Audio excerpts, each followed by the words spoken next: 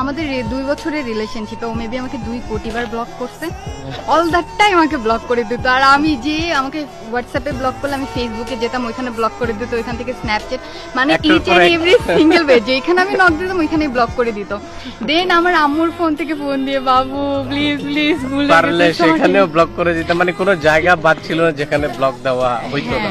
But আমার লাইফের best moment ছিল এটা।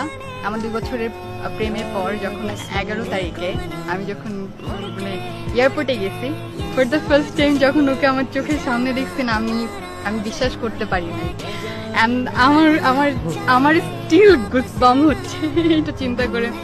আমি যখন সামনাসামনি দেখছি, ও মাই গড, ভিডিও কলে ছবিতে যা দেখতাম সামনাসামনি এত কিউট ছিল, আমি লিটারালি এরকম করছি, ও মাই গড তুমি এত কিউট কেন। এন্ড আমি এই কথা সারা জীবনে ভুলবো না। ও আমাকে প্রথম দেখার পর এত রোমান্টিক ভাবে বলছে, আল্লাহ কি বলছিল বলো বলো তুমি বলো। তুমি তো দেখি মোবাইলের চেয়ে বাস্তবে বেশি কিউট।